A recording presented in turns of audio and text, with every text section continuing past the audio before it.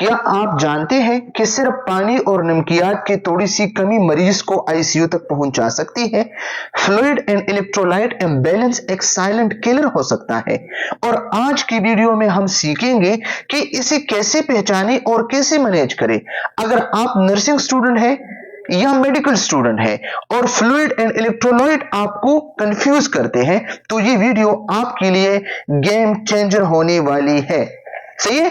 तो fluid and electrolyte imbalance से मुराद जिस्म में पानी और नमकियात की मिकदार का मामूल से कम या ज्यादा हो जाना है, जिसकी वजह से जिस्म की कुदरती निजाम मुतासर हो जाती है। जब जिस्म में वाटर और साल्ट्स का तवाज़ुन बिगड़ जाए तो इसे फ्लूइड एंड इलेक्ट्रोलाइट कहते हैं, इम्बैलेंस कहलाती है। सही है। फिर हम यहां पे अगर देखें स्लाइड पे तो पोटाशियम, कैल्शियम, मैग्नीशियम, सोडियम और क्लोराइड ये लिखा है। तो इन चीजों को हम डिस्कस करेंगे इस चैप्टर में। सही है। पोटाशियम लेवल अगर ज्यादा या पोटाशियम लेवल अगर कम तो इस कंडीशन को क्या कहते हैं? सही है। हाइपो या हाइपरकैलेमिया। अगर कैल्शियम लेवल ज्यादा तो हाइपो हाइपरकैल्सीमिया, कैल्शियम लेवल कम हाइपोकैल्सीमिया। सही है। या मैग्नीशियम लेवल ज्यादा कम, सोडियम लेवल ज्यादा कम, क्लोराइड लेवल ज्यादा कम तो हाइपोनेट्रीमिया, हाइपरनेट्रीमिया। ये सब चीजें जो है इस चैप्टर में हम डिस्कस करने वाले हैं। अगर फ्लूइड इम्बैलेंसेस है हमारे बॉडी में, पोटाशियम लेवल कम है या ज्यादा है, क्लोराइड लेवल कम है या ज्यादा है, सोडियम लेवल कम है या ज्यादा है, तो इस वजह से हमारे बॉडी में फ्लूइड इम्बैलेंसेस आ सकते हैं, फ्लूइड कम या ज्यादा हो सकता है। और अगर हमारी बॉडी में फ्लूइड कम ज्यादा है तो हमें मुख्तलिफ किस्म की प्रॉब्लम का सामना करना पड़ता है। सही है स्टूडेंट्स। तो सबसे पहले हम जो डिस्कस करने वाले हैं तो fluid volume deficit. Fluid volume deficit या इसको कहते हैं hypovolaemia. Hypovolaemia mean hypo mean low and volaemia mean volume. हमारी बॉडी में फ्लूइड या ब्लड वॉल्यूम कम हो जाता है तो इसको कहते हैं फ्लूइड वॉल्यूम डेफिसिट या हाइपोवोलीमिया। इसका सेकंड नाम क्या है? हाइपोवोलीमिया। अगर हम देखें तो इसकी कुछ खास काजेज हो सकती है। ठीक है। अक्सर वोमिटिंग हो जाती है, डायरिया हो जाता है, बॉडी से ब्लीडिंग हो जाता है। फीमेल में अगर हम देखें तो मेंस्ट्रुअल साइकिल वगैरह वगैरह, बर्न, सही, या एक्सेस स्वेटिंग होता है। तो इसकी वजह से हमारा बॉडी में हाइपोवोलीमिया काज हो सकती है। बॉडी में फ्लूइड वाटर ब्लड वॉल्यूम कम हो जाता है। सही है। तो इसको कहते हैं फ्लूइड वॉल्यूम डेफिसिट, एफवीडी। इसकी कुछ खास साइंस भी है। ड्राई माउथ, बंदा कहता है कि मेरा माउथ जो है ड्राई ड्राई लगता है। लो बीपी, ब्लड प्रेशर कम हो जाता है।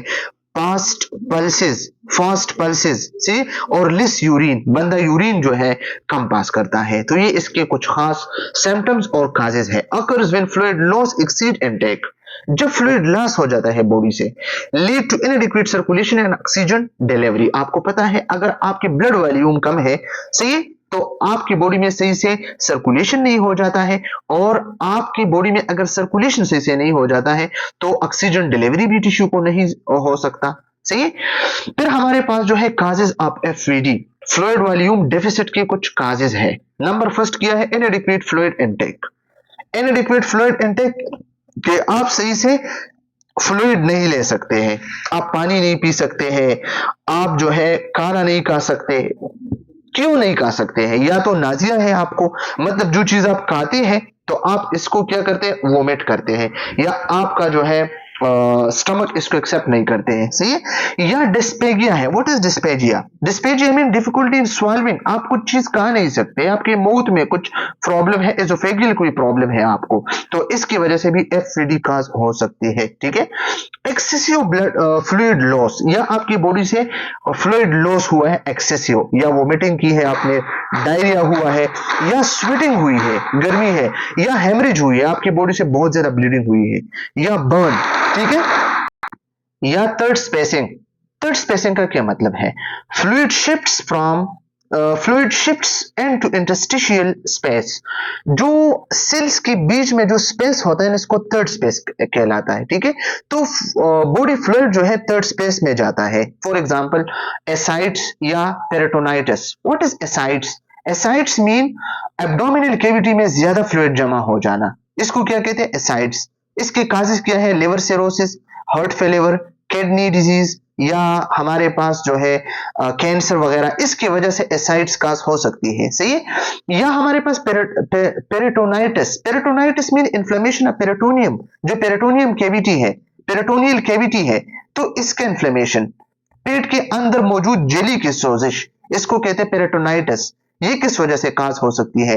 इन्फेक्शन, जो बैक्टीरियल इन्फेक्शन है, अपेंडिक्स या इंजरी या एसाइड्स इन्फेक्शन जो होते हैं, तो इस वजह से ये प्रॉब्लम कॉज हो सकती है। और ये तीन मेन काजेज है, causes of FVD, fluid volume deficit का। सही है। साइन एंड सिम्टम्स, अब इसके कुछ खास साइन और सिम्टम है जो हम डिटेल के साथ इसको डिस्कस करने वाले हैं। For example, number first, dry mucous membrane, आपका माउथ या नोज या जहां भी म्यूकस मेम्ब्रेन है वो ड्राई लगता है क्योंकि आपकी बॉडी में फ्लूइड की कमी है। तो अंडरस्टूड है। थर्स्ट, आपकी बॉडी में फ्लूइड की कमी है तो थर्स्ट आपको क्या होगा? आप पानी ज्यादा पिएंगे, ठीक है, थर्स्ट लगेगा आपको। सही है। डिक्रीज यूरिन आउटपुट, और जरूरी बात है, अगर आपके बॉडी में फ्लूइड वॉल्यूम कम है तो और यूरिन आउटपुट भी आपकी कम होगी। डार्क यूरिन, आपकी यूरिन कलर भी चेंज होगा। हाइपोटेंशन होगी क्योंकि ब्लड वॉल्यूम कम है तो बीपी भी कम होगी। तो आप सबको पता होना चाहिए, अगर हाइपोटेंशन है, बीपी कम है, तो अगर बीपी कम है, ब्लड वॉल्यूम कम है, तो आपकी हार्ट का क्या फंक्शन है? वो बॉडी सेल्स को ब्लड पहुंच जाता है ना, तो आपकी बॉडी में तो वॉल्यूम कम है तो सही से ब्लड तो नहीं पहुंच जाएगा।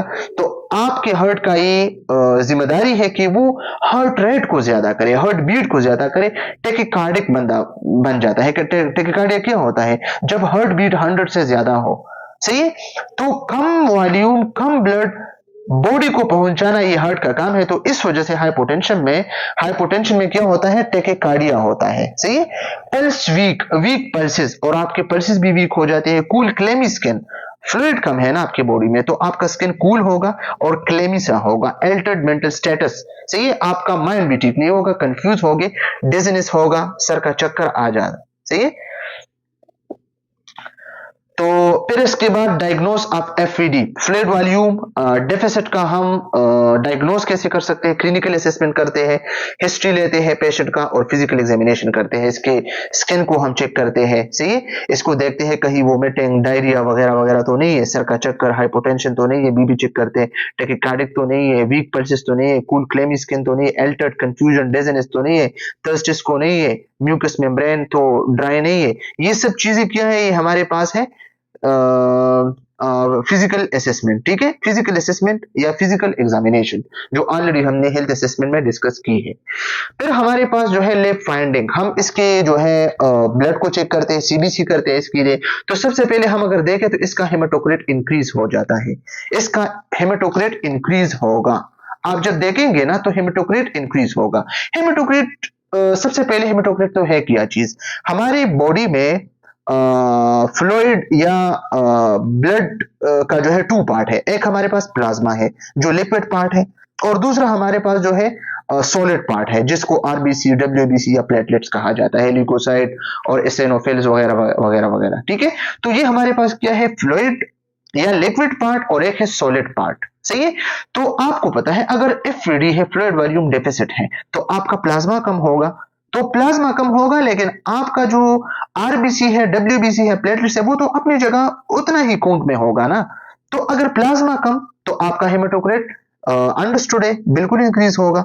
फॉर एग्जांपल आपके पास जो है 55% प्लाज्मा है, ठीक है, और 45% आपका ब्लड सेल्स है। ठीक है। तो आपका फ्लूइड वॉल्यूम डेफिसिट की वजह से प्लाज्मा कम हो जाएगा। फॉर एग्जांपल ये 30% हो जाएगा, लेकिन ब्लड सेल तो 45 होगी ना। तो अगर 45 ब्लड सेल्स है उतना ही और प्लाज्मा कम है तो हेमाटोक्रिट इंक्रीज होगा। Simple is that. ठीक है।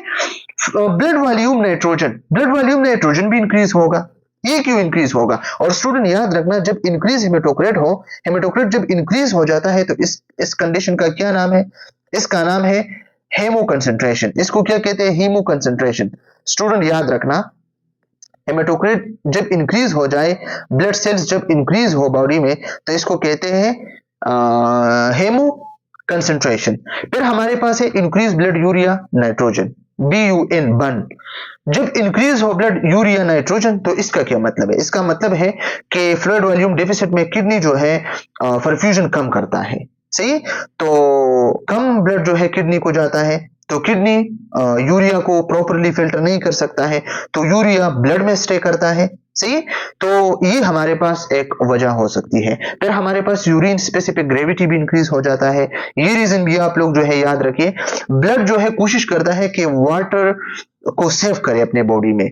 जब फ्लूइड लॉस हो जाता है ना बॉडी से, तो बॉडी ट्राई करता है, कोशिश करता है कि वाटर अपने बॉडी में मेंटेन रखे, लेकिन किडनी क्या करता है, वाटर को रिअब्जॉर्ब करते हैं और यूरिन कंसंट्रेटेड हो जाता है, थिक हो जाता है। सही, तो जब थिक हो जाता है तो यूएसजी जो हमारे पास है, यूरिन स्पेसिफिक ग्रेविटी, ये 1.025 से ज्यादा हो जाता है। ठीक है, और इलेक्ट्रोलाइट इम्बैलेंसेस, तो इलेक्ट्रोलाइट इम्बैलेंसेस का क्या मतलब है? इलेक्ट्रोलाइट इम्बैलेंसेस मतलब फ्लूइड लॉस हो जाता है, तो इसकी वजह से क्या होता है, कंसंट्रेशन या कंसंट्रेशन और इलेक्ट्रोलाइट्स का कंसंट्रेशन जो है कम हो जाता है। सही है, तो अगर सोडियम है तो सोडियम इंक्रीज हो जाता है। सही है, अक्सर डायरिया में डिहाइड्रेशन में सोडियम इंक्रीज हो जाता है, और पोटेशियम डिक्रीज हो जाता है वोमिटिंग या डायरिया में। तो अक्सर आपको पता है, जब आप डॉक्टर के पास जाते हैं तो आपको कहते हैं कि आप बनाना खाएं। बनाना में क्या है, पोटेशियम लेवल है ज्यादा, तो अगर डायरिया है या वोमिटिंग है और आप बनाना ले सकते हैं, तो ये आपके लिए बहुत ज्यादा खुशी की बात है और ये अच्छी बात है। सही है, फिर हमारे पास इसका एफवीडी का मैनेजमेंट है, तो ओरल डिहाइड्रेशन थेरापी, ORS, सही, जो हमारे पास है माइल्ड केसेस में। इंट्रावेनस फ्लूइड भी हम दे सकते हैं, आइसोटोनिक सोल्यूशन जो नॉर्मल सलाइन है या लेक्टेटेड रेंगर है। अगर डायरिया है वगैरह वगैरह तो इसमें हम रेंगर लेक्टेट देते हैं, RL जो होता है 1000। ठीक है, और नॉर्मल सलाइन हम उस पेशेंट को देते हैं जो मतलब हाइपरटेंशन वाला ना हो। ठीक है, अगर बीपी इसका ज्यादा हो तो फिर हम रेंगर लेक्टेट इसको देते हैं। ठीक है, मॉनिटर फॉर ओवर करेक्शन, और इसका ओवर करेक्शन को हम मॉनिटर करते हैं।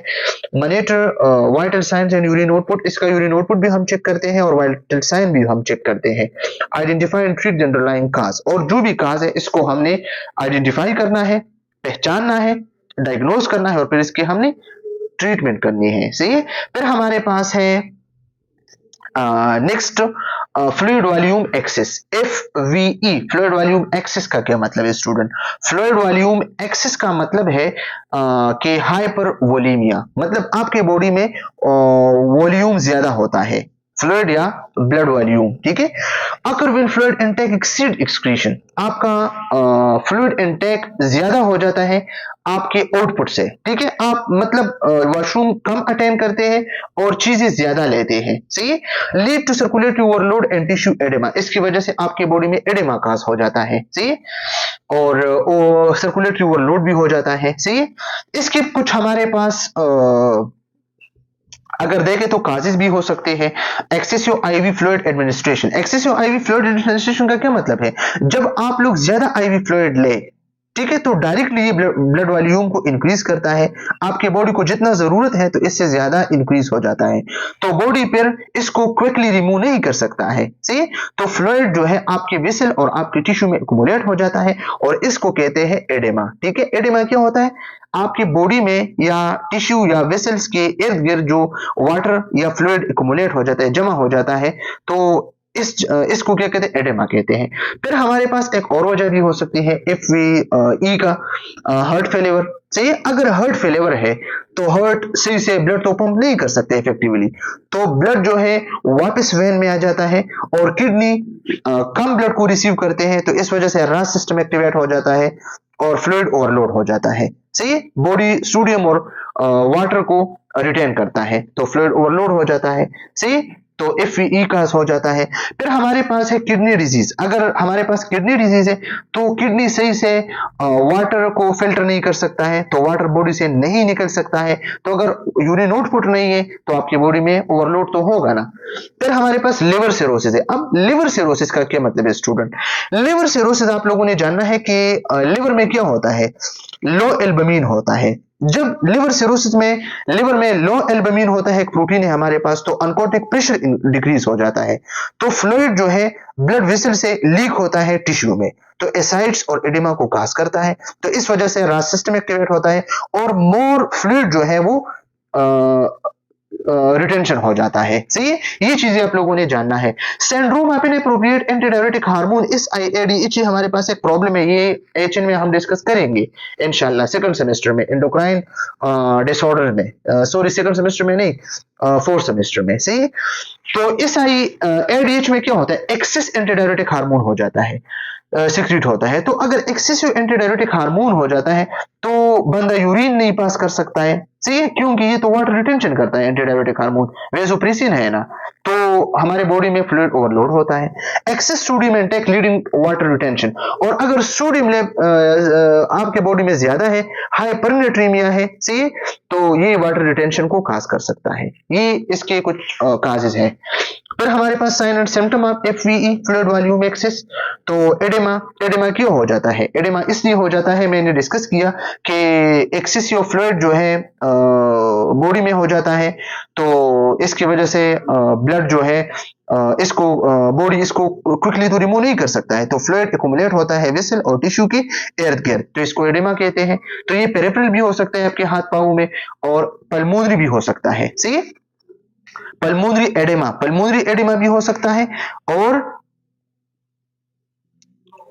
पेरिफेरल भी हो सकता है। सही है, ये चीजें आप लोगों ने पहचानना है। सही है, पल्मोनरी एडेमा को पल्मोनरी कंजेशन भी कहते हैं। फ्लूइड जो है एल्वेलाई फ्लूइड से फिल हो जाता है, तो ऑक्सीजन एक्सचेंज के लिए कम स्पेस होता है, तो पेशेंट जो है ब्रीथलेस को फील करता है। ठीक, या हाइपरटेंशन, अगर हम देखें अगर फ्लूइड वॉल्यूम ज्यादा है तो हाइपरटेंशन होगा, तो हाइपरटेंशन अगर है तो बॉन्डिंग पल्सेस होगा। बॉन्डिंग पल्सेस का क्या मतलब है, ब्लड वॉल्यूम इंक्रीज, तो ज्यादा ब्लड जो है पंप होगा हार्ट बीट के साथ। ठीक है, तो आर्टरी जो है फुल होगी और फोर्सफुल होगी, तो पल्स आपको फील हो जाएगा स्ट्रॉन्ग और बॉन्डिंग।